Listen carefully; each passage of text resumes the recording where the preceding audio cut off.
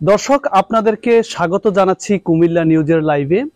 দর্শক আপনারা জানেন যে এই বন্যা পরিস্থিতি নিয়ে কুমিল্লা নিউজের অসংখ্য লাইভে আমরা যুক্ত হয়েছি। বাঁধ ভাঙ্গা থেকে শুরু করে গুমতি নদীর পানি বাড়া সহ শুরু করে বিভিন্ন জায়গা থেকে অসংখ্য বাড়িঘর বিধ্বস্ত বাড়িঘরের সামনে থেকে আমরা আপনাদেরকে সর্বশেষ তথ্য জানিয়েছি। আমরা আজকে যে জায়গাটিতে দাঁড়িয়ে আছি এটি হচ্ছে কুমিল্লার বুড়িচং উপজেলার ১৬ নং ইউনিয়নের পূর্ব শিকারপুর গ্রাম। দর্শক আজ থেকে আরো ১৫ দিন আগে গুমতি নদীর বাঁধ ভেঙেছে, আপনারা জানেন ২২ তারিখ রাতে। আজকে ৪ তারিখ, এই এতদিন পরেও কিন্তু এই শিকারপুর গ্রামের বাড়িগুলিতে কিন্তু পানি জমে আছে। আপনারা হয়তো আমার পিছনের অংশগুলিতে দেখতে পাচ্ছেন যেখানে এখনো পানি কিন্তু হাঁটুর উপরে, এবং বাড়িঘরের যে দাগ, পানির যে দাগটা, এই দাগগুলি হয়তো দেখলে হয়তো আপনারা আন্দাজ করতে পারছেন যে আসলে পানির উচ্চতা কতটুকু ছিল। আমরা এখানকার মানুষজনের সাথে কথা বলেছি, তারা আমাদেরকে জানিয়েছে যে আসলে এই বাড়িটা ছিল শিকারপুরের যে পূর্বপাড়ার এবং নদীর যে ভাঙ্গনের পথের একদম মুখামুখি অবস্থানে। এখন পর্যন্ত আপনার এই বাড়িটি থেকে পানি নেমে যায়নি।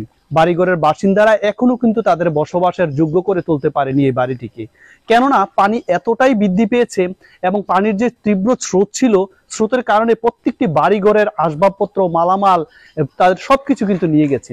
এছাড়া আমরা দেখেছি যে এই পাশের যে একটি ঘর, একজন এখানে আমাদের এই বাড়ির একজন বাসিন্দা যিনি কাজ করছে, এই পাশের একটি ঘর কিন্তু তার বিধ্বস্ত হয়ে গেছে, ভেঙে গেছে, একদম মাটির ঘর, মাটির সাথে মিশে গেছে। আপনারা হয়তো একটু খেয়াল করলে দেখতে পারবেন যে এটি হচ্ছে বাড়ির উঠান। এই বাড়ির উঠানে এখন পর্যন্ত যে পানির যে উচ্চতা, আসলে তা আসলে চিন্তা করা যায়নি। এই যে বাড়ির একজন মালিক, যিনি এই বাড়ির তার মালামালগুলি আসলে একটু ধুয়ে মুছে পরিষ্কার করে ব্যবহারের যোগ্য করার চেষ্টা করছে, এবং বাড়ির পাশে যে দেয়ালগুলিতে আছে, দেয়ালগুলিতে তাদের ব্যবহারের যে আসবাবপত্রগুলি, যে কাপড়গুলি দেখতে পাচ্ছেন আপনারা, খাটের এই যে মালামালগুলি, এগুলি কিন্তু ছড়িয়ে ছিটিয়ে রাখা হয়েছে রৌদ্রে শুকানোর জন্য।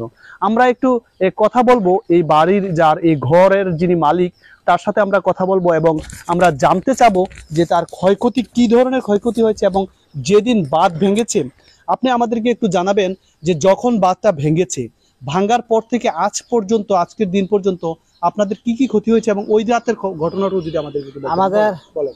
ধরতে হবে না, আপনি বলেন। রাতের 12টার সময় বাঁধ ভাঙছে, আমরা খালি পরনের কাপড়গুলো নিয়ে আমরা চলে গেছি। আমরা মালামাল ঘরের থেকে কিছু নিতে পারিনি। আমরা প্রায় 5 থেকে 6 লক্ষ টাকার আপনার জিনিসপত্র আপনার সব পানিতে আপনার ধ্বংস হয়ে গেছে। আর আমাদের এখন থাকার কোনো আপনার উপযুক্ত কোনো কিছু নাই, আমরা নিশ্চয় অসহায় হয়ে গেছি আপনার।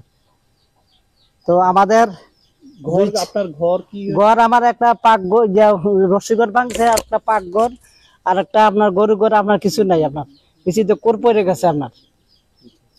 তো এখন আমরা অসহায় মাঝে আছি। আচ্ছা, যেদিন ভাঙছিল এরপর থেকে এই বাড়িতে আপনার কি পরিমাণ পানি হয়েছিল? আমাদের গলার উপরে আপনার পানি হয়েছে আপনার। আচ্ছা, তো আমরা তো বাড়িতে ছিলাম না, আমরা ওই ইয়াতে ছিলাম, আশ্রয় কেন্দ্রে ছিলাম। এখন আসছে আপনার 10-12 দিন পরে আপনার আসা দেখি সবকিছু আপনার মাটিতে মিশে গেছে, আর কিছুই নাই। নাই বলতে কিছু নেই, থাকবো যে এটারও আপনার কিছু নেই আপনার। তো এই অবস্থা থেকে এখন আপনারা কিভাবে উঠে আসবেন আসলে? তো যদি আপনার সরকার যদি আমাদেরকে কিছু সহযোগিতা করে, তারপর আমরা একটু সুন্দরভাবে একটু বসবাস করতে পারি। আমাদের আর কোনো থাকার কোনো আপনার জায়গা নাই আপনার, এই পানিতে আপনার বসবাস করতে আছে আপনার। আচ্ছা, আপনারা এই যে ত্রাণ সামগ্রী বা খাদ্য সামগ্রী, হ্যাঁ, কেমন এগুলো আমরা পাইনি, আপনার কোনো কিছু পাইনি। আমরা তো বাড়িতে ছিলাম না, আমরা ওই আশ্রয়কেন্দ্রে ছিলাম। তো এইখানে কেন আসে না আসলে খাদ্য সামগ্রী? আসলে আমরা ছিলাম না, এই কারণে আমরা বাড়িতে ছিলাম না আর কি। এখন আপনাদের আবেদনটা কি থাকবে আসলে? আবেদনটা হইলো আপনার সরকার যদি আমাদেরকে কিছু আপনার সহযোগিতা করে, আমরা বসবাস করতে অন্তত পারি, এটাই আপনার কামনা। দর্শক, এতক্ষণ আপনারা শুনলেন যে একটি বিধ্বস্ত বাড়ির যিনি কর্তা, তার কথা। এরকম অসংখ্য শত শত বাড়ি আছে যেগুলি আসলে মাটির সাথে মিশে গেছে, বিধ্বস্ত হয়ে গেছে। এরকম অসংখ্য গল্প আমরা দেখেছি, অসংখ্য মানুষের দরজায় আমরা গিয়েছি, তারা আসলে কিভাবে কত কান্না তাদের আমরা দেখেছি। দর্শক, আপনারা যারা এই লাইভটি দেখছেন, আপনাদের কাছে একটা অনুরোধ থাকবে, আপনারা সমাজের যারা বিত্তবান আছেন তারা এই অসহায় মানুষগুলির পাশে দাঁড়াবেন, এবং ওই অসহায় মানুষগুলি যেন আবার তাদের এই আগের জীবনে ফিরে আসতে পারে। কিছুটা হলেও যদি আপনারা আপনাদের সহযোগিতার হাতটা বাড়িয়ে দেন, তাহলে অন্তত এই মানুষগুলি সারা জীবন আপনাদের কাছে চিরকৃতজ্ঞ থাকবে। আমি এই মুহূর্তে এখান থেকে বিদায় নিচ্ছি কুমিল্লা নিউজের লাইভ থেকে। পরবর্তীতে আপনাদের সাথে আবারও অন্য কোথাও আমরা অন্য কোনো স্টোরি আপনাদের সামনে তুলে ধরবো। যদি আপনারা কেউ এই অসহায় লোকটির সাহায্য সহযোগিতা করতে চান, আমাদের কুমিল্লা নিউজের যে নাম্বার দেওয়া আছে নাম্বারে যোগাযোগ করবেন অথবা ইনবক্সে যোগাযোগ করবেন। ঠিকানাটা আমি আরও একবার বলে দিচ্ছি, এটা হচ্ছে কুমিল্লার বুড়িচং উপজেলার যে 16 নং ইউনিয়নের পূর্ব শিকারপুর গ্রাম। আর আপনার নামটা যদি আরেকবার